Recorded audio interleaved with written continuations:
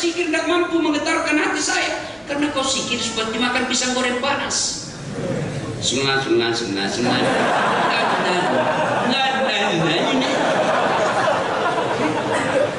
Saya biasa heran di masjid, sama-sama subhanallah, sama-sama 33, sama-sama mulainya. Saya baru 11, dia sudah sampai.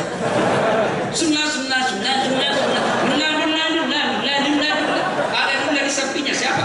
Kenapa Pak? Siapa panggil kau? Itu ada Sayyidina Abdullah. Assalamualaikum warahmatullahi wabarakatuh.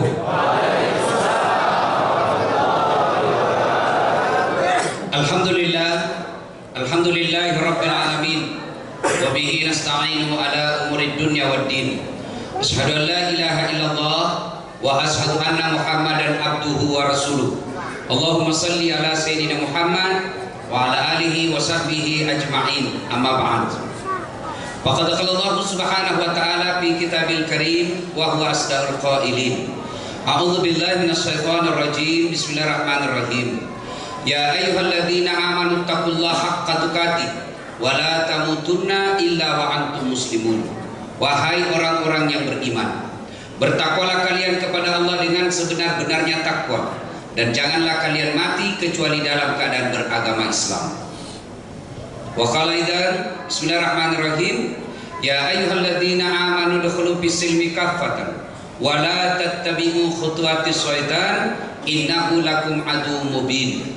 Wahai orang-orang yang beriman, masuklah engkau ke dalam Islam secara sempurna, dan janganlah engkau ikuti langkah-langkah setan, karena sesungguhnya setan itu musuh yang nyata bagi kalian. Kira-kira ada tidak setan di tengah-tengah kita? Masa ada? Orang dari masjid.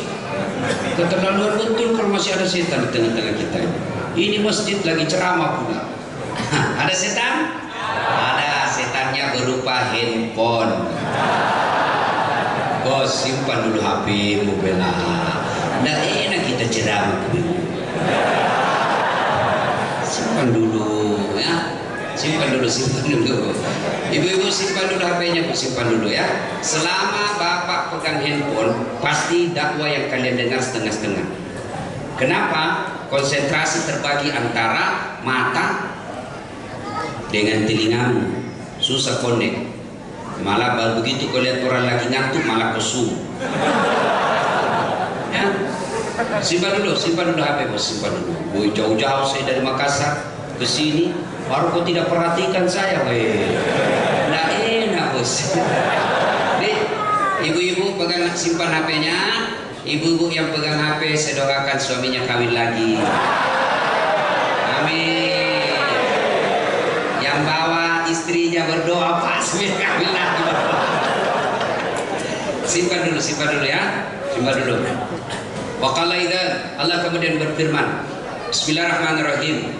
Saya dah mau lanjut ceramah kalau ada yang pegang itu. Ini juga penting Pak, ya.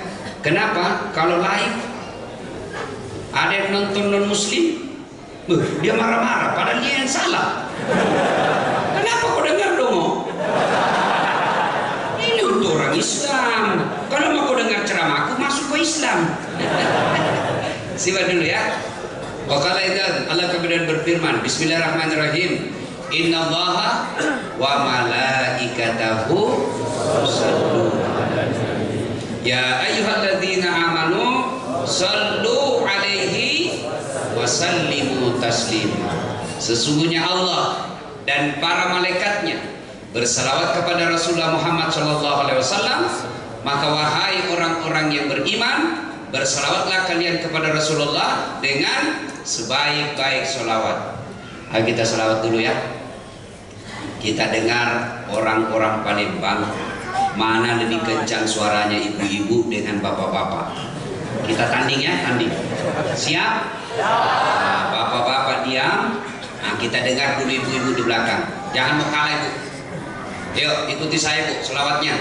Salatullah salamullah ala toha rasulillah. Salatullah salamullah ala yasin Ini bukan kencang Pak, ini namanya syahdu. Suara begini yang kasih nafsu laki-laki. Makanya cewek, kalau kau ditelepon cowok, jangan kau buat suaramu menjadi syahdu, mendayu-dayu. Assalamualaikum. Waalaikumsalam. Gimana cowok bunda nafsu? Lagi di mana dek? Di rumah aja kan. Coba kalau kau tegas. Assalamualaikum dek. Waalaikumsalam. Lagi di mana dek? Di rumah. Ngapain? Ingat apa tanya-tanya? 2 hari tidak ditelepon pula. Di sana. Caledak. Caledak itu orang Bugis. Kalau di sini genit. Ibu-ibu diam, kita dengar ini bapak-bapak. Jangan mempermalukan jenis kelamin bos. Yuk. Salatullah.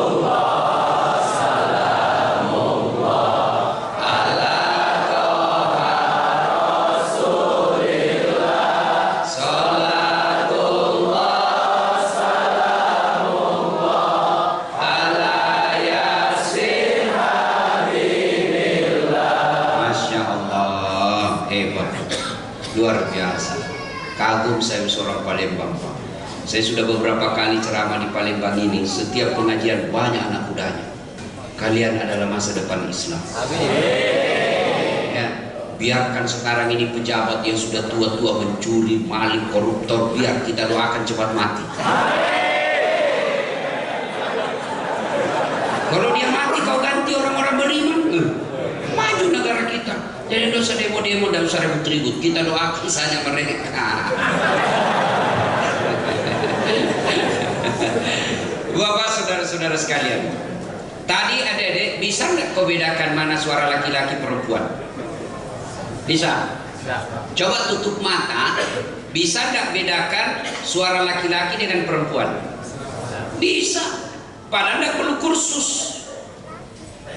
Itulah hebatnya telinga. Mana ada pernah di sini kursus membedakan bunyi? Dan ini telinga Allah kasih gratis, tidak perlu kau bayar. Mau saya kasih handphone gratis? HP ku mau. Tapi begitu kau ambil langsung tuli. Mana yang mau tadi? Apa? Mau kau apa handphone kalau sudah tuli? Halo? Rusak lagi nih. Halo? HP rusak, telingamu yang bermasalah bos. Berarti bukan handphone yang mahal, bukan seluler yang mahal, bukan pulsa yang mahal, tapi apa? Telinga. Allah kasih kau telingamu gratis. Hebatnya lagi telinga, dia tempatnya bagus, kiri kanan. Bayangkan repotnya seandainya daun telingamu di bawah ketek. Halo?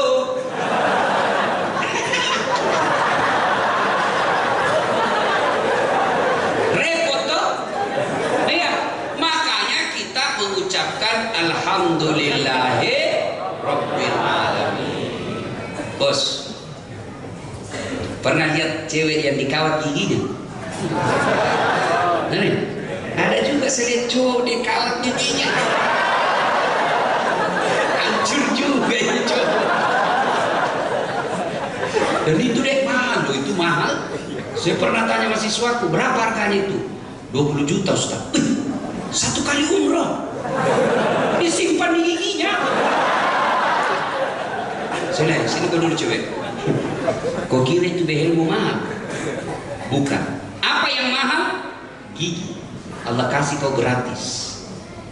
Kalau tidak ada gigimu, apa kau mau kawat? Biar kau mau kawat harga 100 juta, tidak ada gigimu, apa kau mau kawat? Berarti yang mahal bukan behel, tapi Allah kasih gigi gratis, tidak perlu kalian bayar. Itu 1 gigi, coba itu tanya itu dokter spesialis gigi. 1 gigi yang ditanam, bukan yang dicabut-cabut ya, yang ditanam 22 juta 1 gigi. 22 juta. Gigi Allah kasih berapa? 32. Kali itu 22 juta. Bisa dipakai nikah 4 kali.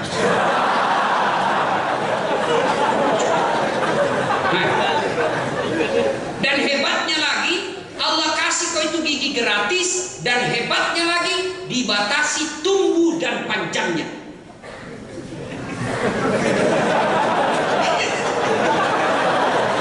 Coba kalau ini gigi tumbuh seperti rambut, gondrong lagi semua gigi.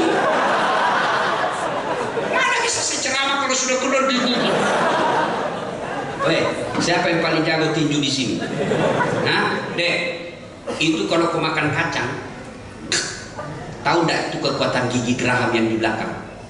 Itu menurut dokter gigi, satu kali kau remut, berapa beratnya itu? Sama 48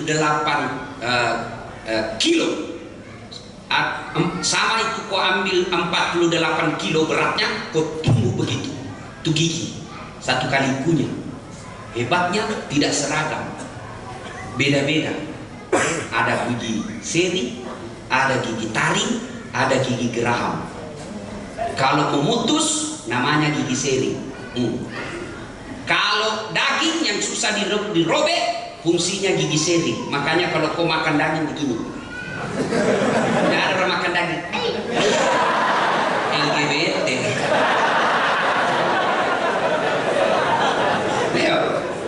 Hebatnya lagi ada kekuatan gigi geraham yang keras, dan hebatnya Allah kasih gratis.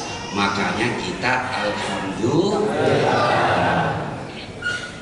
Nih kamera ini di depan saya, mahal ini bos, mahal. Minimal itu harga 15 juta, paling murah. Tapi apa ini? Biar kau punya ini kamera, kau harus punya skill menggunakan kamera. Jangan sampai kok, Ustadz foto ya setengah badan, sini foto setengah badan, betul jadinya setengah badan, pusat ke bawah. Ini dibutuhkan spesialis ilmu, namanya fotografi atau sinematografi. Saya mengajar fotografi di Unhas, ilmu komunikasi. Itu harus ditahu berapa megapiksel kekuatan kameramu, harus ditahu berapa kecepatan cahaya, harus ditahu kecepatan angin, kekuatan cahaya. Beda ketika indoor dengan outdoor. Itu kalau mau mengambil gambar yang baik, tidak bagus kalau kita pakai autofocus, kita bagus pakai manual. Kalau dia jauh, zoom in. Kalau dia dekat, zoom out. Diputar, kasih fokus. Apa ini mahal? Bukan. Siapa yang mahal? Apa yang mahal? Mata. Allah kasih kamu kamera namanya retina. Di dalamnya ada lensa namanya tele. Kalau kamera ini ada lensa di dalam mata kita namanya pupil. Dia bisa zoom out, zoom in. Dan hebatnya lagi di mata, begitu kau buka autofocus, tidak perlu kau putar.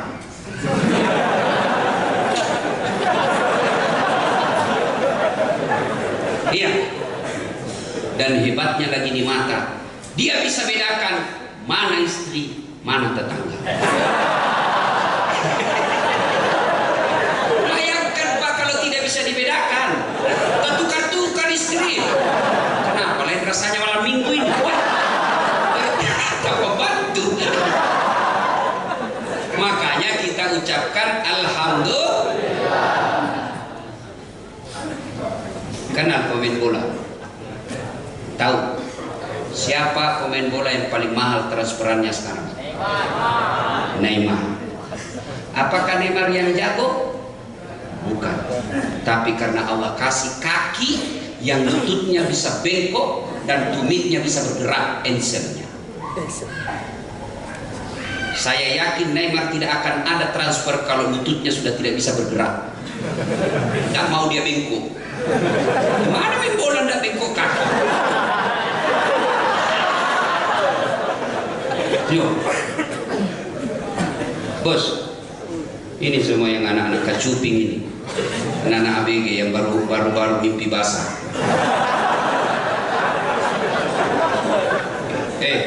Ada satu yang harus kau syukuri setiap hari. Apa? Allah kasih kau jari-jari bisa bengkok. Ini kadang kalau kau tidak syukuri. Bayangkan seandainya jari-jarimu tidak bisa bengkok, gimana kau SMS? Bagaimana kau WhatsApp? Repot ini. Coba lihat. Coba kalau dia tidak mau bengkok, repot. Makanya kau ucapkan setiap alhamdulillah. Ini sebabnya jangan selalu merasa miskin. Kita ini semua kaya, bos. Coba, pernah lihat orang sakit yang diinfus, dikasih penafas, dikasih napas bantuan oksigen? Kau tahu nggak itu satu yang besar itu? Katanya itu harganya sekitar 2-3 juta dan dipakai hanya 2 hari.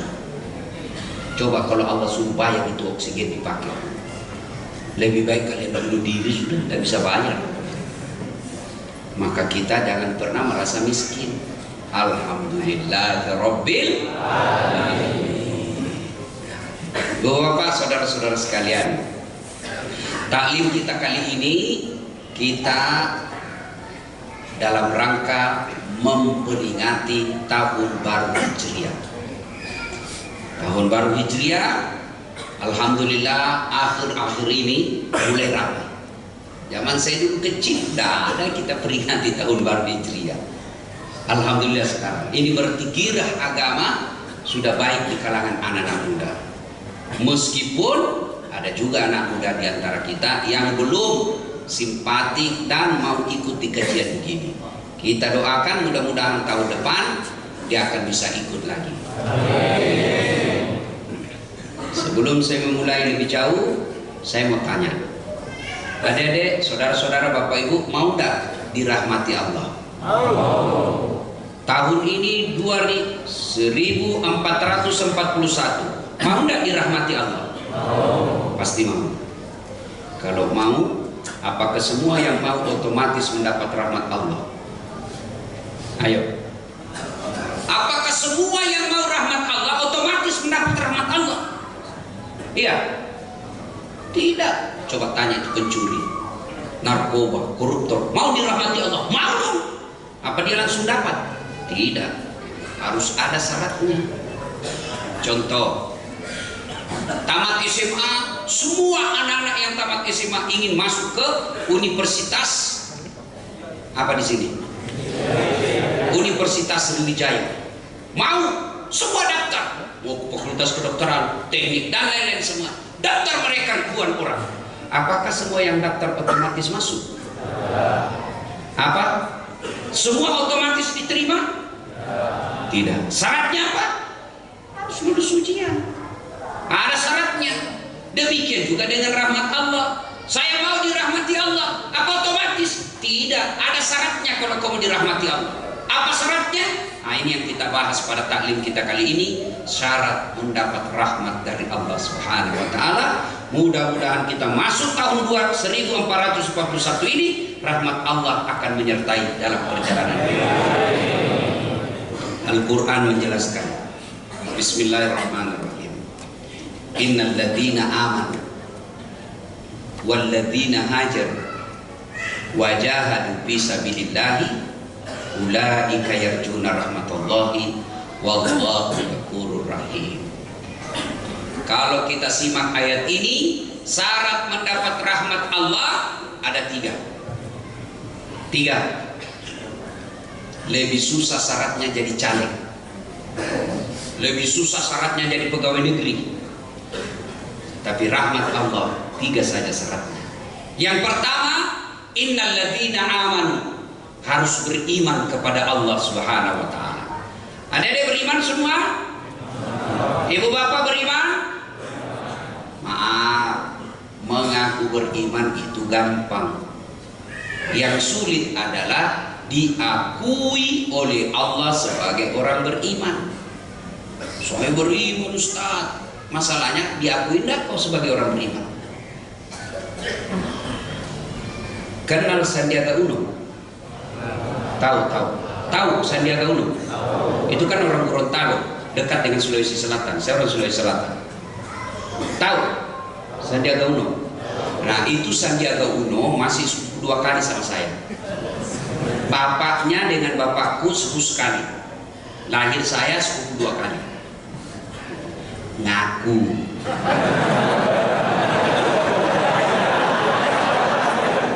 Langsung bingung semua. Kok enggak ada miripnya? Sandiaga Uno cakep, saya dasar hancur. Ngaku bos, ngaku gampang. Saya sepupu itu Sandiaga Uno, ngaku. Begitu dicek ke beliau, Pak Sandi katanya sepupu 2 kali sama Daskat Latif. Siapa Daskat Latif? Namanya aja baru ku dengar. Begitu juga nanti di akhirat bos. Ya Allah, saya beriman kepadamu. Kata Allah, mana tandanya? Kau beriman, mana tanda-tandamu? Kalau kau beriman, kau ngaku beriman, tapi kau tidak ada tanda beriman di dadamu. Kalau begitu apa tanda orang beriman? Masih ingat waktu kita SD? Iman adalah meyakini dalam hati, mengucapkan melalui lisan, melakukan dalam kehidupan sehari-hari. Dari definisi iman ini ada 3 unsur yang tidak bisa dipisah dengan iman. Apa itu? Yakin dulu. Yakin cukup? Tidak, harus kau ucapkan. Sudah cukup? Tidak, harus kau laksanakan. Artinya imanmu harus kau yakini, ucapkan, lakukan. Kalau kau cuma ucapkan yakin, belumlah sempurna imanmu. Dek, cewek, iya Ustaz, bagaimana hukumnya pakai jilbab dek? Wajib Ustaz. Artinya apa? Dosa kalau tidak pakai. Betul Ustaz. Kenapa tidak pakai jilbab? Masih gadis Ustaz. Saya kurang cantik kalau tidak pakai jilbab Ustaz. Ini beleng-beleng. Tahu kan beleng-beleng? Beleng-beleng dongo. Tahu dongo? Ya beleng-beleng.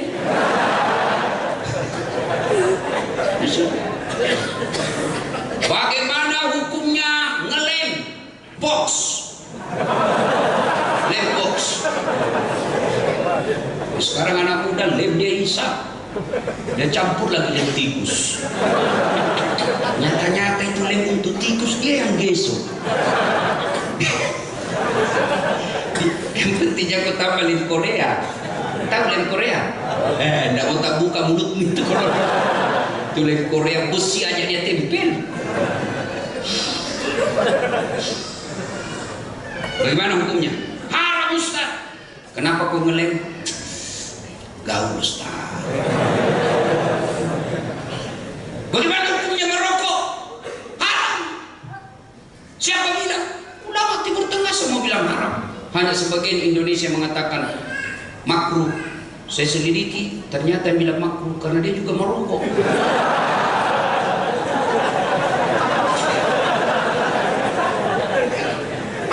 Oh, yakin merokok haram? Haram. Kenapa kau merokok? Nggak jalan otakku Ustaz. Ada kayak begitu toh? Ada? Ada merokok di sini? Ada? Ada, saya lihat di sini bos. Berhentilah. Ya, kalian kan benci betul itu yang katanya 9 naga. Nah, kau sendiri yang kasih kaya itu. Dari mana kekayaannya? Rokok. Coba itu yang terkaya di Indonesia yang kalian benci itu.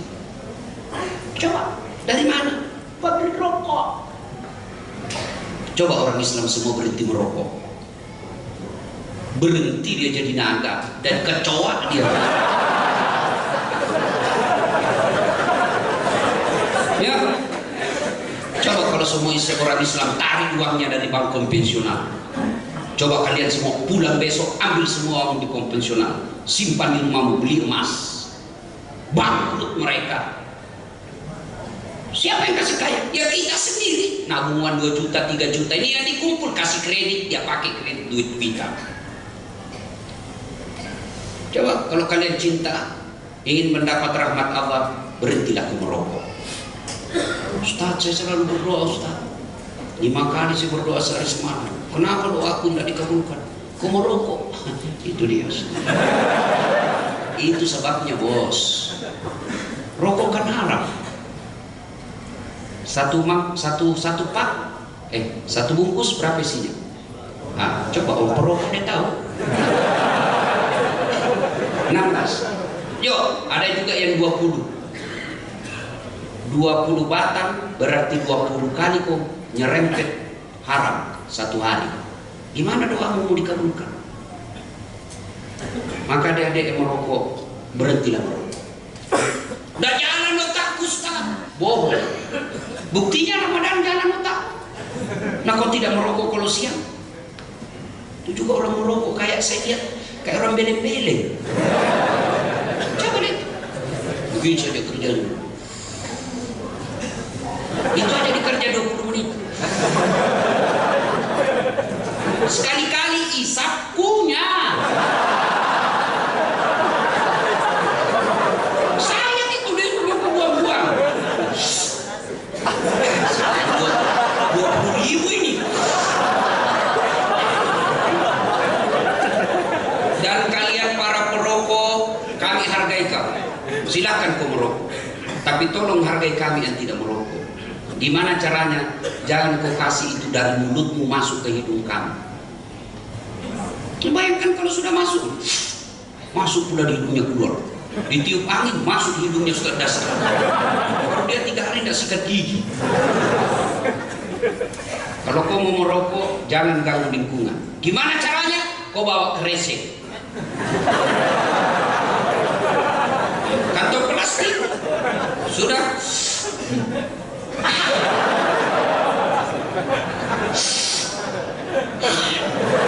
Simpan itu asapnya, kau sendiri nikmati. Habis kau isap lagi nih.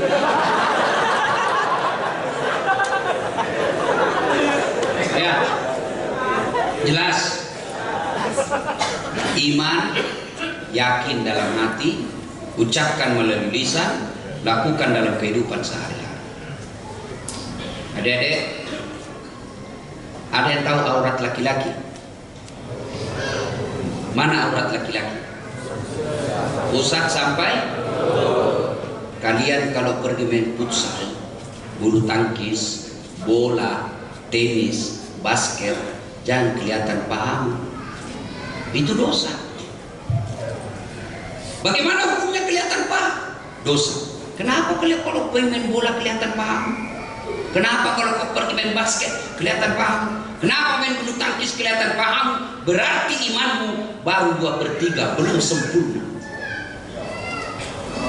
Ayo, tahun ini silakan main bola, silakan main basket, silakan jogging. Jangan tontonkan auratmu. Saya jogging juga kalau di Makassar, jogging saya. Tapi saya pakai gamis begini. Saya benar Pak. Orang bilang ketawa, saya bilang kenapa? Memangnya kau yang pakai? Saya yang pakai, kau yang sibuk. Nih, ayo. Kalau kita merasa beriman kepada Allah, tutup aurat. Ibu-ibu kalau merasa beriman kepada Allah, adik-adik akhwat kalau merasa beriman kepada Allah, ya tutup auratnya. Saya sudah tutup aurat Ustaz, alhamdulillah. Tapi jangan sempit. Ini banyak juga pakai jilbab tapi sempit. Ketat.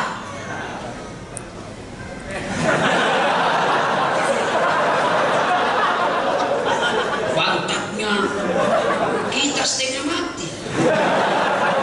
Transparan pula. Biasa saya bilang ini cewek cerdas atau beleng-beleng. Syarat pakaian itu kan 1, tutup aurat. 2, tidak mempertontonkan lekuk-lekuk tubuh. 3, pantas. 4, indah. Tutup aurat sudah, alhamdulillah. Tapi sempit, tidak memenuhi syarat. Kami ini laki-laki habis amal gara-gara kelakuan ini cewek-cewek.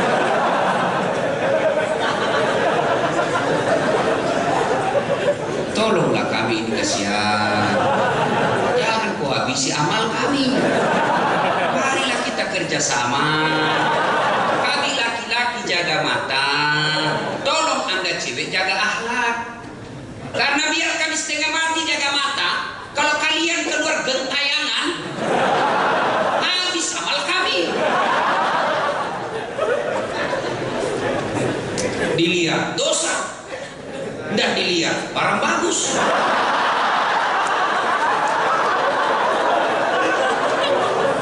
Agama Islam mengajarkan jangan gara-gara kelakuanmu, jangan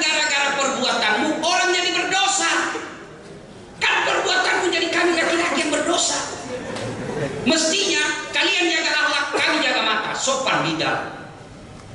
Kami ini laki-laki tergantung perempuannya. Kalau perempuannya sopan, tidak mungkin kami ganggu. Coba lihat itu cowok-cowok kalau di pinggir jalan main gitar, mengapa mengapa.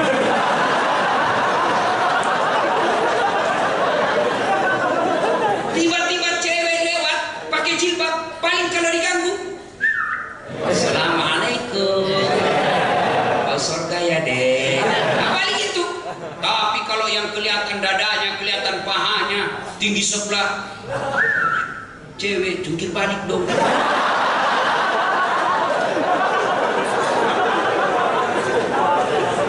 Kalau mengaku beriman, yuk pakai jilbab, oke. Tapi jangan mempertontonkan leku-leku tubuh. Adik-adik juga nih, masuk masjid jangan kau pertontonkan leku-leku tubuh, meskipun kau laki-laki. Terutama ini yang berat-badannya agak tinggi. Bukan gendut, cuma buat makan. Sempitlah bajunya, kaos pula, masuk ke masjid, ruku masih bagus kelihatan. Sujud ada celengan di belakang.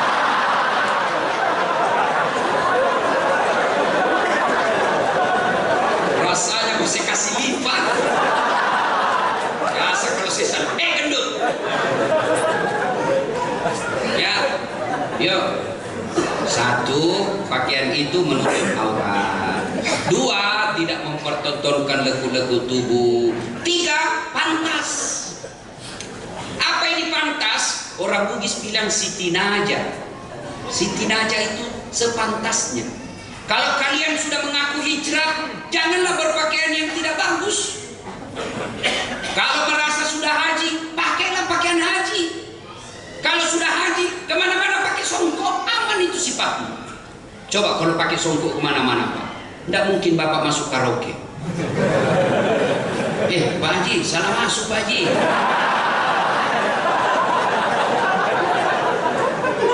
Ibu-ibu juga begitu. Kalau suamimu mau tergoda, mau terhindar dari godaan dan perbuatan maksiat, suruh kemana-mana pakai gamis, pakai baju takwa, pakai songkok putih, aman itu di jalan.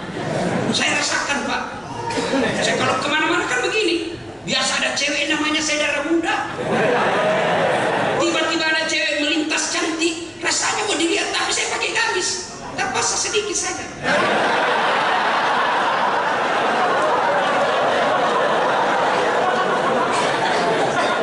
Ya, kalau merasa beriman kepada Allah, pakai baju yang sepantasnya. Kalian pengurus masjid, ya tidak sepantasnya lah pakai leku-leku sempit. Katanya pengurus masjid, pakai baju kaos ke masjid, sempit pula, pakai training sport menghadap kepada Allah. Apa itu pantas? Tidak pantas. Betul boleh, tapi tidak pantas. Namanya akhlak. Puncak semua ilmu adalah akhlak. Kalau saya teman dengan ustadz, pantas tidak saya berpakaian begini? Tanya kepantasannya. Dan yang keempat syarat pakaian yaitu indah. Indah tidak dilupakan dalam Islam, tapi dia ada pada urusan keempat, dan itu tidak boleh dibalik-balik. Sayang seribu sayang, kita bikin pakaian indah nomor 1, nutup aurat nomor 19. Akhirnya apa? Nutup pakaiannya. Saya bilang ini monyet atau manusia, kambing atau manusia. Dan saya heran lihat itu perempuan, bajunya tipis, kecil kainnya, sedikit kelembarnya, mahal Pak. Coba lihat yang baju tipis-tipis itu, sedikit pula kainnya, itu sampai jutaan. Sementara baju yang longgar, kainnya tebal, 2 meter pula, murah. Mana yang dibeli di cewek? Ini yang tipis, bele-bele. Dia kalau mengaku beriman kepada Allah, ayo tutup aurat, namanya iman. Lalu itu baru kita lihat dari definisinya iman. Lalu bagaimana karakternya, tabiatnya, sifatnya orang beriman. Satu diantaranya buka Quran. Orang beriman itu kata Allah Bismillahirrahmanirrahim, innamal mu'minuna alladzina idza dzukirallah wajilat qulubuhum Wa iza tuliyat alaihim ayatuhum sadatkum imanan wa ala rabbihim yatawakkalun. Orang beriman itu satu, apabila dia dengar nama Allah bergetar hatinya. Apabila dia dengar nama Allah bergetar hatinya. Mau tahu contohnya namanya getaran hati? Mau? Adik-adik pernah jatuh cinta? Hah? Pernah suka sama perempuan? Kau mau betul sama dia, sementara dia juga mau muntah lihat kau.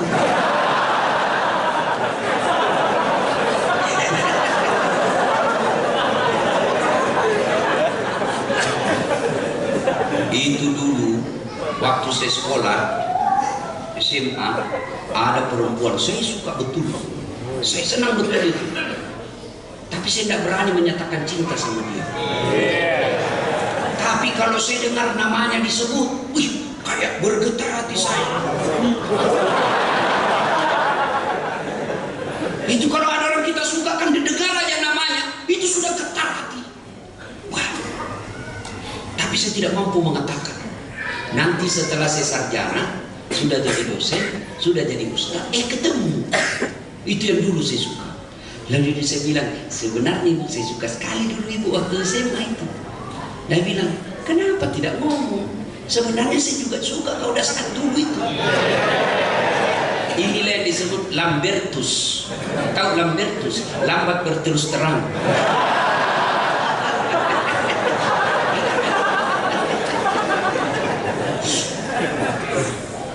Kalau namanya Allah disebut lalu mampu menggetarkan hatimu sampai meneteskan air matamu, maka kau termasuk orang yang baik imannya. Kadang ada yang tanya sama saya, Ustaz, setelah saya hijrah Ustaz, saya bangun sholat tengah malam, kadang-kala dini hari jam 3 gelap, hening, saya sujud kok air mata saya keluar Ustaz, sah tidak sholat saya Ustaz, air mata saya tidak bisa saya bendung, sah tidak sholat saya, sah sholatmu. Bersyukur kau, kena tidak semua orang diberikan air mata seperti itu. Bergetar hatinya ketika disebut nama Allah. Tapi masalahnya bagaimana mau bergetar hatinya ketika disebut nama Allah? Namanya Allah kupermainkan. Datang pengajiannya ada Ustaz Dasat dari Makassar, itu yang Ustaz bilim-bilim. Berdatangan, insya Allah, hakul yakin, insya Allah, betul berdatang, insya Allah masuk roh. Besok tidak datang malamnya, besok ketemu. Kenapa kau tidak datang? Saya kan sudah bilang insya Allah. Ini Allah dijadikan kambing hitam. Tidak boleh kalian mengatakan insya Allah kalau dalam hatimu memang tidak mau. Lebih kau jujur. Mohon maaf, saya mau sekali tapi sebentar malam ada sepak bola. Nah, lebih kau jujur daripada itu. Daripada kau bilang insya Allah padahal hatimu tidak mau, marah Allah. Kau jadikan Allah sebagai kambing hitam. Ya, adik-adik kalau mau melakukan dan bersumpah mau melakukan atau berencana sesuatu, kau bilang insya Allah. Mau kemana? Mau pergi sekolah insya Allah. Mau kemana? Mau ke pasar insya Allah. Jangan ada penjual kambing ketemu sama Ustadz mau pergi menjual kambingnya, pas dekat dari pasar Ustadz mau pergi sholat jamaah duhur. Pak mau kemana? Mau jual kambing. Pak Ustadz bilang jangan takabur. Pak Haji bilang insya Allah. Apa insya Allah? Itu 3-4 kali saya guling-guling sudah sampai pasar, depan sudah pasar. Jangan takabur Pak. Bilanglah insya Allah. Apa lagi insya Allah? Pasar sudah dekat. Pergilah Pak Ustadz, pergilah masuk pasar. Begitu sampai di pasar, tanpa dia tahu, tanpa sepengetahuan, terbakar pasar, terbakar semua kambingnya, hancur, tidak ada terjual. Pulang Pak Ustadz, ketemu lagi yang tadi penjual kambing. Dari mana Pak? Insya Allah habis kambing terbakar. Lagi insya Allah sudah habis. Maka adik-adik, kalau mau tahu iman kepada Allah bagus atau tidak, ketika nama Allah dengar namanya bergetar hatimu, aku yakin imanmu bagus. Ibu lagi zikir, ya, tanpa terasa air matanya berlinang, dosa-dosa masa lalunya terbayang, lalu bergetar hatinya. Itu berarti hebatnya orang-orang seperti ini hanya orang-orang pilihan. Maka untuk melatih getaran hati seperti itu, maka sering-seringlah menyebut namanya. Gimana cara menyebut nama Allah? Boleh dengan lagu, boleh dengan ala kadarnya biasa, dengan kalimat yang tepat, boleh. Subhanallah, subhanallah, subhanallah, subhanallah. Itu kan selesai sholat kita banyak berzikir kan. Yang 33 itu 33 subhanallah, 30 Allahu Akbar 33. Kok kenapa saya zikir tidak mampu menggetarkan hati saya? Karena kau zikir seperti makan pisang goreng panas.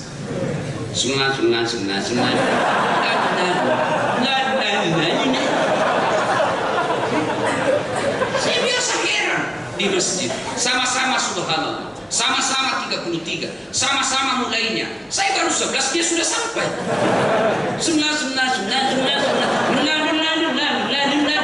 Ada Dullah di sampingnya. Siapa? Kenapa Pak? Siapa panggil kau? Itu ada seringan Dullah. Perbaiki bos. Subhanallah, subhanallah, subhanallah. Itulah enaknya kemana-mana dek bawa begini.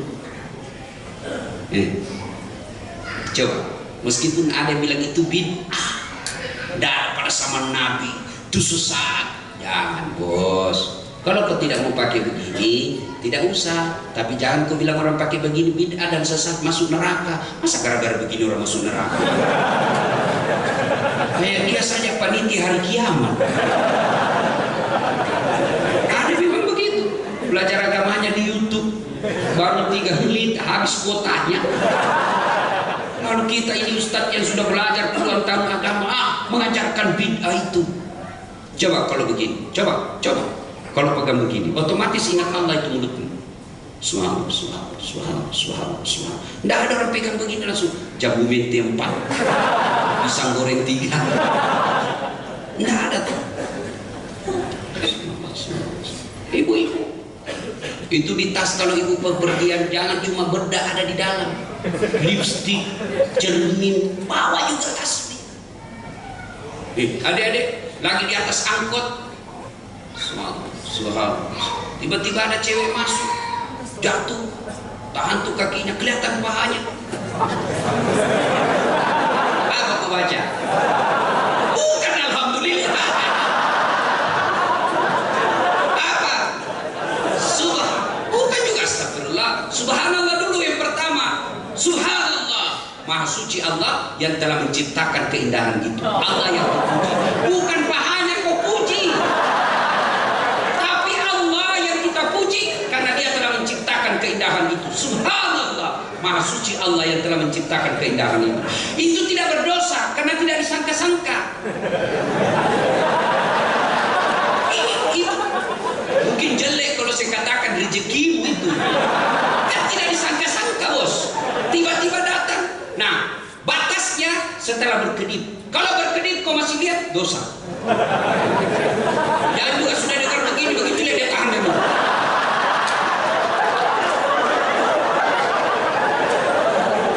Ya, ternyata sudah berkedip, terbuka masih kelihatan ada jeda untuk. Nah, maka kau ucapkan,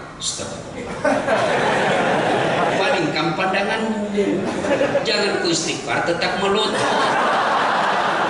Astagfirullah, astagfirullah, astagfirullah. Salatullah, salamullah ala toha rasulillah. Salatullah, salamullah ala yasin habibillah. Tawassalna bismillah wa bil hadi rasulillah wa kulli mujahidin lillah bi ahlil badri ya Allah. Tanda orang beriman apabila didengar nama Allah bergetar hatinya. Kalau ibu-ibu lagi zikir bergetar betul hatinya, ibu masih baik imannya. Ya. Yang kedua, menurut Quran tadi, tanda orang beriman. Apabila dibacakan ayat Allah, bertambah imannya. Tadi dia dengar nama Allah dia dengar, getar hatinya. Yang kedua, dibacakan ayat Allah, tambah imannya. Itu bagus imanmu. Selesai dengar ceramah, besok dia berhenti merokok. Bagus imanmu. Tapi kalau bilang, gak usah lagi kau panggil itu Ustaz, gak enak ceramahnya, ampat dia bahas saya terus dia kenal lagi, dia tatap lagi pula mata saya. Bapak sudah rusak imannya. Kalau dia pulang lalu dia bilang, benar yang disampaikan ayat tadi Ustaz, betul, saya insya Allah besok saya akan memperbaiki diri. Aku yakin Bapak orang beriman. Yang ketiga tanda orang beriman, wa ala rabbihim yatawakkalun, dan hanya kepada Allah dia bertawakal, berserah diri. Apa itu berserah diri? Menyerahkan segalanya kepada Allah. Setelah berikhtiar, berdoa, lalu dia bertawakal kepada Allah. Daftar SMA, tamat SMA, daftar Universitas Sriwijaya, tidak lulus, you berserah diri kepada Allah. Jangan bersangka, berserah diri. Ibu-ibu, ada sesuatu yang terjadi dalam rumah tangga, kita hindari, kita usaha baik, tapi terjadi, tawakal kepada Allah. Sudah sekolah, kuliah baik-baik, IP-nya tinggi, ternyata daftar tidak lulus karena tidak mau nyogok, you berserah diri kepada Allah. Pasti Allah punya rencana yang terbaik buat kalian. Saya tamat SMA Pak, daftar saya tentara, saya menjadi akabri penerbang. Begitu tes fisik tidak lulus. Kenapa? Ceper. Gak cukup tinggiku. Saya protes kepada Allah waktu itu. Ya Allah, kenapa kau lahirkan saya dalam keadaan pendek? Kau tidak rugi jadi Tuhan kalau saya jadi tentara. Temanku lulus akabri polisi, sekarang dia reserse pakai baret merah. Saya lulus pakai baret putih, jadi ustad. Alhamdulillah dengan baret putih yang saya pakai, mulai baret hitam sampai baret merah, secara maiko semua. Saya sangka bos, Allah kasih yang terbaik. Gagal saya jadi akabri, saya daftar fakultas kedokteran dengan harapan mudah-mudahan bisa jadi dokter, menyenangkan hati orang tuaku. Saya bimbingan tes, saya sholat tahajud 40 malam berturut-turut, 40 malam berturut-turut. Saya tes, bimbingan tes yang terbaik. IP ku waktu itu tamat SMA saya juara umum. Saya berdoa kepada Allah, saya nasar kalau saya puasa 7 hari. Ibu bapak saya doakan saya. Begitu tes keluar hasilnya, tidak ada namaku. Ya Allah, kenapa kau tidak kasih jadi dokter saya Tuhan? Saya mau baikin sama orang tua saya. Saya tahu karena saya lulus di Sospol, Fakultas Sosial Politik Ilmu Komunikasi. Saya tahu jawabannya. Begitu saya pulang kuliah terjadi tabrakan dekat kampus, berceceran darah di jalan. Saya turun tolong dia yang tabrakan, saya yang tidak enak badan. Ternyata saya tidak bisa lihat darah. Sampai detik ini saya lihat video-video itu, ada itu yang tentara polisi di Papua kasihan di panas ininya. Saya baru lihat itu kayak mau muntah saya Pak, pening. Ternyata Allah seolah-olah ingin berkata kepada saya, Das'ad, bagaimana kamu jadi dokter? Nah, aku tidak bisa lihat darah. Temanku yang lulus dokter yang waktu itu, dia sekarang tugas di Kepulauan Aru. Mau lebaran saya telepon, dok, kau pulang lebaran? Tidak Ustaz, mahal tiket. Di mana kita ini? Kalau saya mau pulang minimal 30 sampai 40 juta. Dalam hati saya, alhamdulillah, untung saya tidak jadi dokter. Untung saya jadi Ustaz. Tidak ada pusing saya soal tiket Pak. Kenapa? Bukan saya yang beli.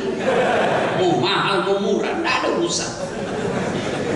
Hebatnya lagi, saya pergi tidak bawa uang, pulang bawa uang. Dan namanya bersangka baik, berserah diri kepada Allah. Ya, sangka baik, berserah diri kepada Allah.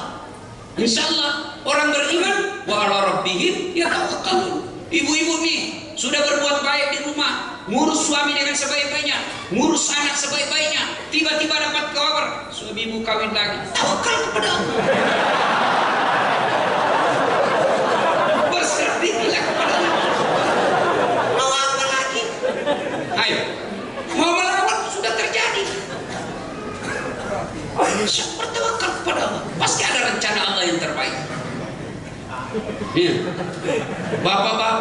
Sudah sekolahkan anak dengan sebaik-baiknya, dijualkan sawah, kadangkala hancur harga diri kita untuk menyekolahkan anak kita. Ternyata apa yang kita mau tidak terjadi pada diri anak kita. Tawakal ilallah. Saya berserah diri kepadamu ya Allah. Saya sudah melakukan seperti apa perintahmu, tapi anak saya tidak seperti apa yang saya harapkan. Saya berserah diri kepadamu ya Allah. Enak perasaan. Tawakal kepada Allah. Yang keempat, tanda orang beriman yang paling penting, mereka mendirikan sholat. Kalau adik-adik merasa beriman, tidak sholat, tipu-tipu itu iman. Kalau ada orang bilang mau jago cerita soal agama, hebat cerita soal agama, tapi tidak sholat, jangan percaya. Tuhannya saja dia tipu. Ini ibu-ibu nih yang punya anak gadis, kalau mau nirimnya menantu yang jujur, bagus, lihat sholatnya.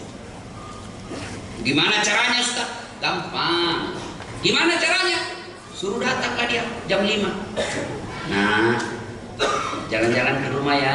Ya tante, jam 5 sore ya. Saya tunggu ya. Ya tante, datang jam 5. Ajak dia ngomong sampai masuk azan maghrib. Nah, suruhlah dia azan. Suruh dia azan dulu, kau dengar azannya. Kalau azannya salah-salah, sudah kurang nilainya 50%. Sudah azan, suruh jadi imam. Suruh jadi imam. Begitu dia imam, kul-kul saja dia baca, waspadalah.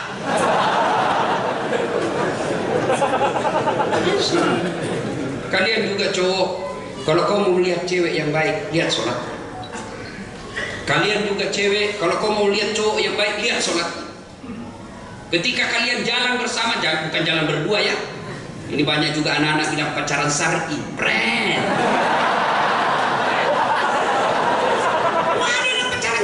Silakan.